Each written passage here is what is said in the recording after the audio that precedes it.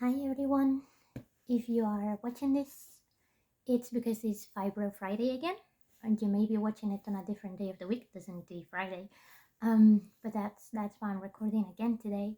And I do apologize in advance today. The subject that I'm gonna be talking about, I may not be coming through as my most enthusiastic self, and I may seem a bit reticent to speak about this because it is a very hard thing to talk about, particularly, for anyone, but particularly for people with fibromyalgia.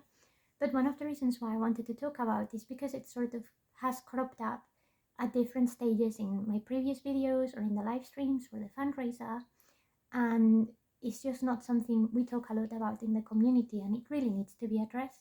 So I'm taking it on me to give you a piece of this. So today we're talking about the impact that fibromyalgia has in relationships of any kind.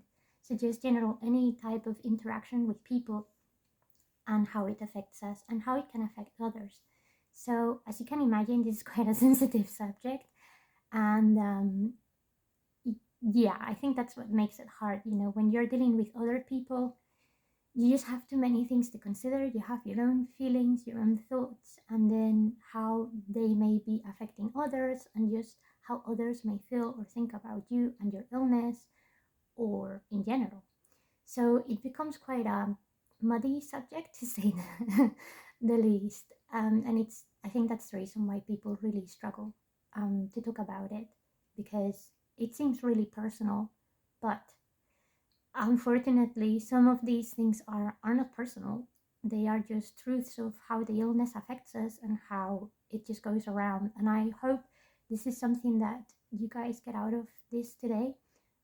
Some of the things that I'm about to tell you are not personal, haven't been personal, they will never be personal. It's just, it happens, and people like me have to accept that about ourselves and the way it affects us.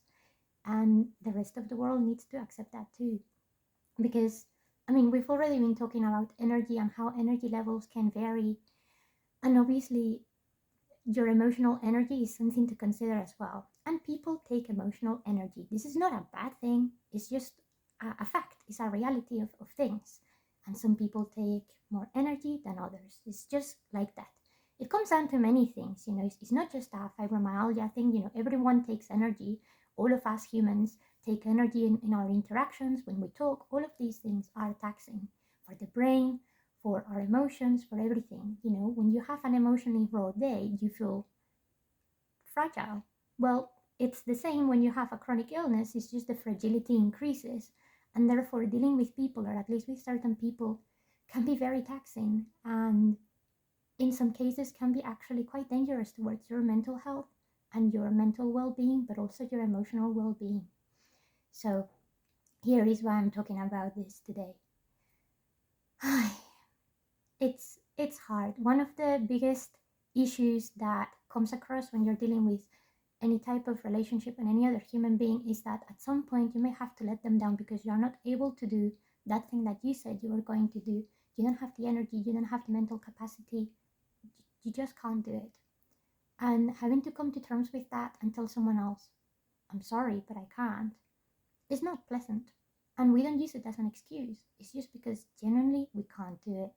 And I can guarantee you the vast majority of us have a huge emotional regret and guilt for having to do things like cancel on people, or take back something that we said we were going to do, or just simply not being able to function and having to rely on others. It's a lot of strain. You may not realize this, but for us, having to then give up on something like that and having to put it onto another human is actually quite disgusting. And we tend to be quite cruel towards our own selves. We think it's our fault. We think we could have remedied it. We think we could have avoided it. When actually, a lot of the time, maybe we could have taken some steps to make it better, but we have no control over how and when the illness is gonna decide, no, today you don't have energy for people or anything. So it is hard. And sometimes that just sends us into a loop where we just feel guilty, and then we are reticent to make plans or hang out or things like that because we don't want to repeat those actions. We don't want to make others feel awkward. And it just can make things very difficult. It can become very isolating. Then there is another issue, and it comes when people don't necessarily understand the illness and those people are in your circle. It's okay when the rest of society doesn't get you, because you normally end up with your group of friends or your family, whatever, and they have support, and at least, not everyone is always going to understand, and that's fine. But you have your support network.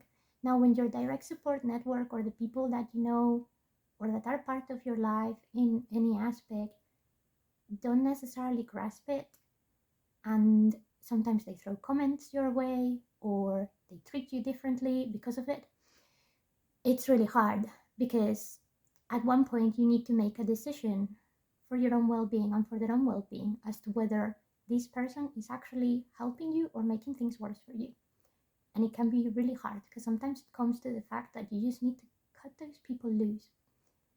And I don't say this with any joy, but it is true. I've known a lot of people in my life who were perfectly nice human beings, nothing against them, but my illness scared them or it bothered them.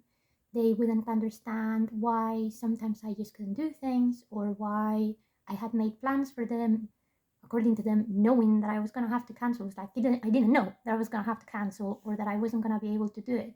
It just happened.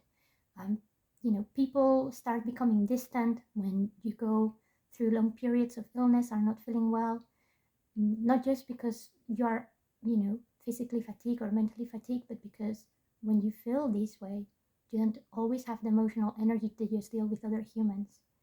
And you sort of take a step back to protect yourself, and people, or some people, don't like that.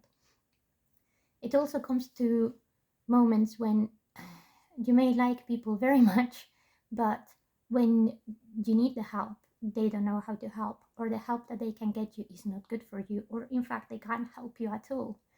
And that makes the relationship really hard, because it makes us feel like we can't count on those people that we like and we rely on and we respect to help us or to understand us. And at the same time, it makes those people feel like they are useless, or they don't get it, or they can't help. And that can have some very damaging impacts into how people relate to each other and how they interact. So it is difficult, and a lot of people, because they don't want to have to come to these decisions and to these conversations, they just simply avoid talking about it. And what that often ends up like is you on your own in isolation, because people eventually leave, either because they don't understand or because you don't want to bother them, and it becomes a really, really lonely place. So when people, not just with fibromyalgia but with other chronic illness, say that they are lonely, it's not just because maybe they cannot leave their house, but it's because their illness is actually putting them in a very tough social spot. And there are many, many more factors that go into this. I don't have time to tell you all of it, and I'm not entirely sure I even know how to explain all of it to you.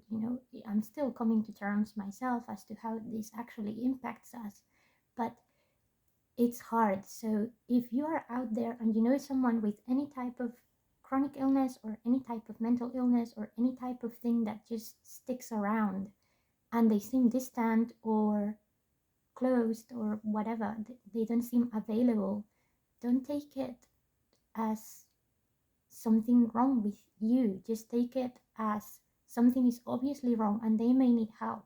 And sometimes help just comes as simple as just having an ear that is willing to listen and not to judge. And that's one of the most important things. Don't judge.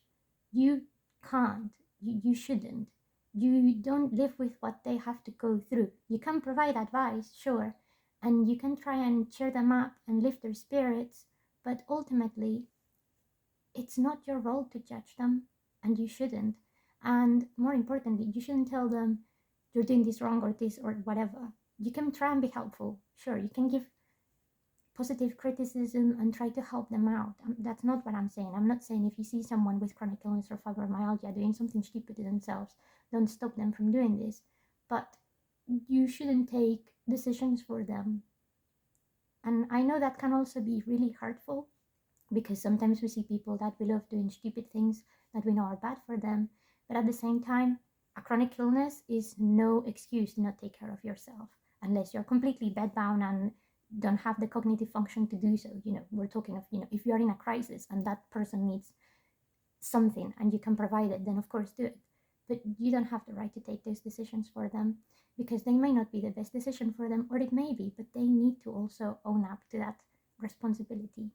And by taking that away from them, you're not helping them. So it goes both ways.